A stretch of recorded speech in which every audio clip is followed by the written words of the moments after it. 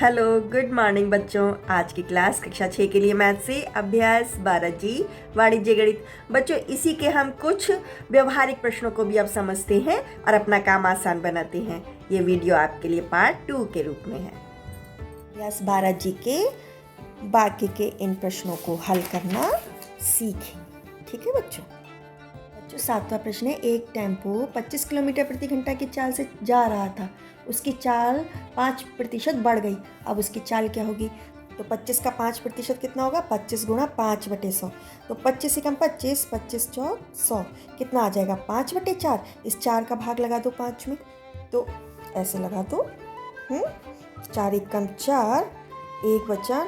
अब दशमलव लगाएंगे, 0 बना लिया। 4 दूनी 8, 2 बचा। तो 4 पंजे 20। कितना आ गया? 1.25।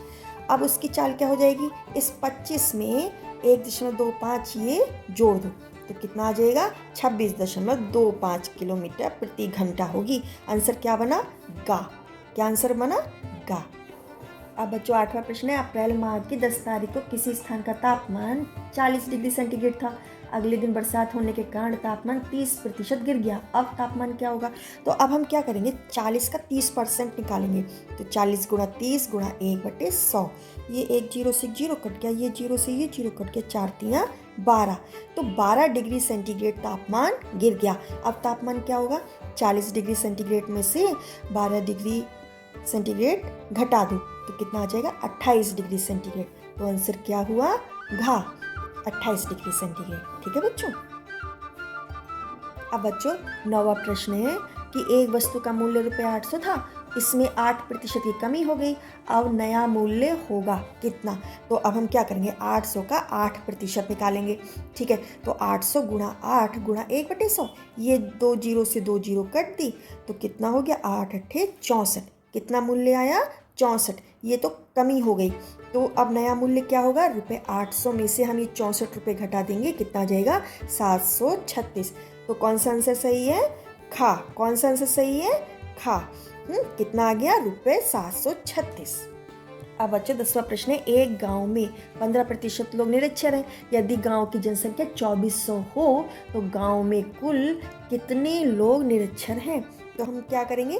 गांव की जनसंख्या हमें कितनी मिली हुई है? 2400। गांव में निरक्षर लोग कितने हैं? 15%। तो गांव में निरक्षर लोगों की संख्या अब हमें पता करनी है। तो क्या कर देंगे? 2400 का 15%। तो क्या करेंगे? 2400 गुणा 15 गुणा 1/100। ये 2 0 से 2 0 हटा देंगे। 15 की गुणा 24 में करेंगे तो कितना आ जाएगा? 360। तो आंसर क्या बना? गांव में कुल 360 लोग निरक्षर हैं। बच्चों 11वां प्रश्न है, रहीम ने गणित में 50 में से 33 अंक प्राप्त किए तथा हिंदी में 60 में से 36 अंक। रहीम को किस विषय में अच्छे अंक मिले? जो हम क्या करेंगे? जितने मार्क्स हैं उसमें कुल मार्क्स का हम भाग लगा देंगे और क्या देंगे? गुणा 100/100। ये तो हम अभी तक सीखते आए हैं। ठीक है, तो 1 0 से 0 कटा, 5 एकम 5, 5 दूनी 10, कितना हो गया? 33 दूनी 66, 66/100 कितना आ गया? ये 66 गुणा 1/100 अर्थात 66%। तो ये तो है गणित के अंक। ऐसे ही हम हिंदी के अंक निकालेंगे। वो कैसे थे? 36/60। 36 अंक मिले थे 60 में से। तो 36/60 गुणा 100/100। तो 0 से 0 काट दिया, 6 एकम 6, 6 छंग 36। कितना आ गया? 6 दाम 60/100। कितना हो गया? 60 गुणा 1/100 अर्थात 60%। ठीक है, तो अब आप देख लो किसमें अंक ज़्यादा हैं, गणित में या हिंदी में? बताओ। इसमें ज़्यादा है ना, तो आंसर क्या बना? रहीम को गणित में अच्छे अंक मिले। ठीक है बच्चों। अब बच्चों 12वां प्रश्न है, एक गांव में 2500 पुरुष हैं और 2400 महिलाएं हैं। दूसरे गांव में 4000 पुरुष हैं और 3600 महिलाएं हैं। तो किस गांव में महिलाओं का प्रतिशत अधिक है? तो हम महिलाओं बटे पुरुष करके 100/100 कर लेंगे, हमें प्रतिशत का पता चल जाएगा। तो पहले गांव में महिलाओं का प्रतिशत कितना आया? 2400/2500 गुणा 100/100। क्या करेंगे? ये 2 0 से 2 0 हटा देंगे। अब 25 से कम 25, 25 चौक 100। तो 24 में 4 की गुणा करेंगे, कितना आएगा? 96। 96/100। इसको कैसे लिख सकते हैं? 96 गुणा 1/100 कितना हो गया 96%। अब दूसरे गांव में महिलाओं का प्रतिशत कितना हो जाएगा?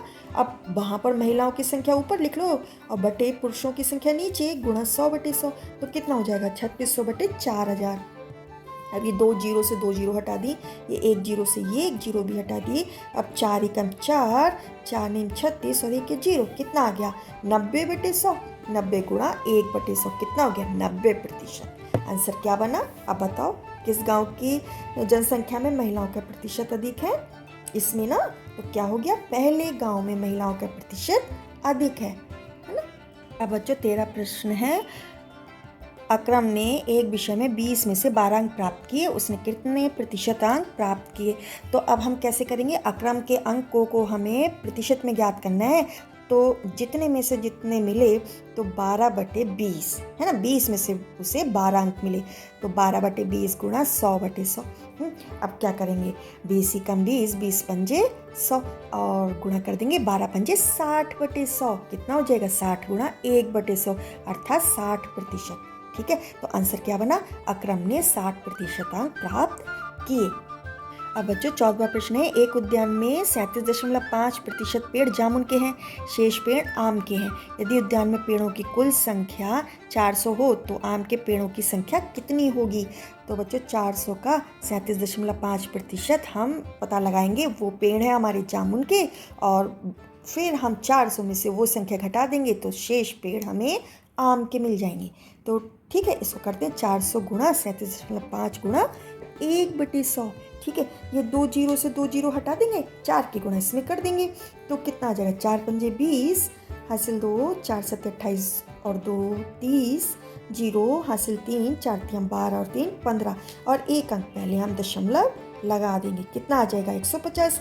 तो आम के पेड़ों की संख्या कितनी हो जाएगी, 400 में से 150 पेड़ हम घटा देंगे, कितने मिल जाएंगे 250 पेड़। तो आंसर क्या बना, आम के पेड़ों की संख्या 250 होगी। और ये 150 किसके हैं, जामुन के पेड़ हैं। किसके पेड़ हैं ये, जामुन के हैं, और 250 पेड़ आम के हैं। ठीक है बच्चों, आए समझ में? बच्चों 15वां प्रश्न है। मदन ने बाजार से 90 सेब खरीदे, यदि 20% सेब खराब निकल गए तो कितने अच्छे सेब बचे? तो हम क्या करेंगे, 90 का 20% निकालेंगे, ये हमारे खराब सेबों की संख्या निकल आएगी। तो 90 गुणा 20 गुणा 1/100, ये 1 जीरो से 1 जीरो, ये दूसरे जीरो से दूसरा जीरो, काट देंगे, कितना रह गया 9 दूनी 18। 18 सेब हैं, ये कैसे सेब हैं, खराब। तो अच्छे सेब की संख्या कैसे निकलेगी, 90 में से 18 घटा देंगे तो कितने आ गए 72 सेब। आंसर क्या बना, अच्छे सेब की संख्या कितनी है 72 है। तो बच्चों यहाँ पर आपकी अभ्यास कंप्लीट होती है। कोई भी कंफ्यूजन है तो कमेंट बॉक्स में लिखिए, मैं आंसर करूँगी। Best of luck.